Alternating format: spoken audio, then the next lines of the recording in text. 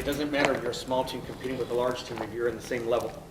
You know, I think what's important is the judging, and I think that if the judges know what they're doing and they see percentages, you know, if there's so many kids on the team doing so many skills compared to so many, that you should be fine.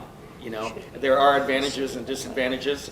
You know, I've heard before, well, a small team will look cleaner because there's less kids to clean up. That's true, but you know, I chose to put 15 on, you chose to put on 36.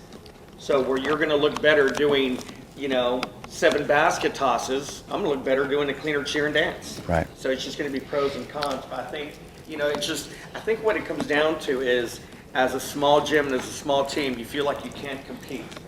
And I don't think it's the answer is. But I think we all would agree with that 2 years ago. For the past 2 years, the event producers have rewritten their score sheets, and more small teams are beating large teams. Right. I would, hopefully most of you would agree with that, and if you've seen it at competitions, because they are doing percentage of, you know, kids on the floor compared to the number of stunts you do. The only, and we've said this before, we said this in Miami, the only part that's really still a hurdle is pyramids. Because you put 30 kids on a pyramid, it's going to be bigger and more dynamic than 15. You know, we get that. But for the rest of the competition, they should be able to judge it fairly. You know, this may tie into having a universal score sheet, I guess, but it would seem that promoting safe technique would be more a function of what's being rewarded on the floor with the scoring and all of that than how you set up the divisions, I would think. So if really our goal is to, you know, improve the technique and string out, you know, when they're working on basics, then I would suggest that scoring, you know, technique much higher would be the best way to go about doing that. And when the perception from the coaches is that you're really being punished for poor technique on the score sheet, then they will have a much bigger focus on that. And right now, that's not the perception. Right. Yay, I'll clap on that one.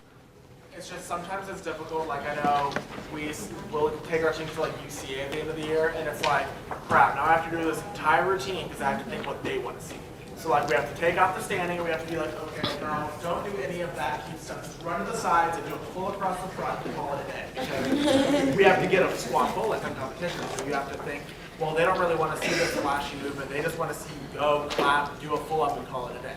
And when you have to like go for different score sheets like that, especially like we'll do one competition, have 1 week to prepare, and then do the other one. It's like how far ahead in advance you have to change your routine. So just the universal score sheet would help. Chris, the other side of that is, for teams that have strengths and weaknesses, you may look at a certain company and think, I'm going to go to this stream of events because my choreographed style, my athletes, what I have in terms of tumbling, et cetera, I can score better on that system.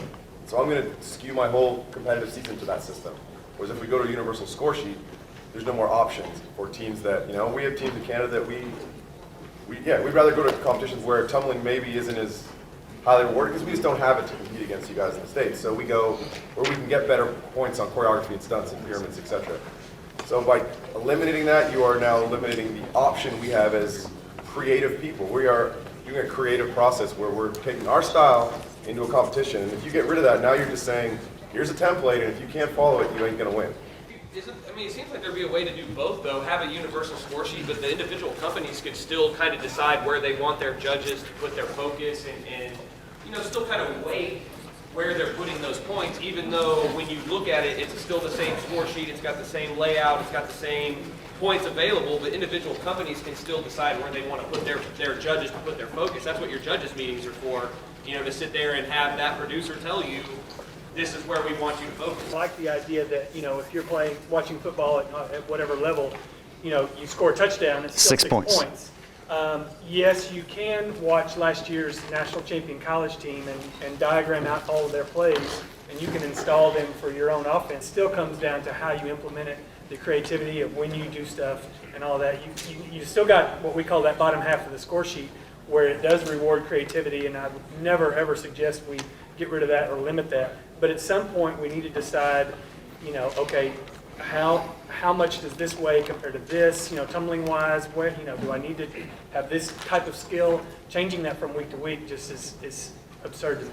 Parents go and they're watching, and they go one weekend and it's scored out of 600, and the next weekend it's scored out of 10, and the next weekend it's scored out of 40, that there's no understanding from a parent perspective on what they're actually being judged on, or how they're being judged. I think if we're fighting to legitimize it as a sport, there needs to be consistency within the industry and not just a performance.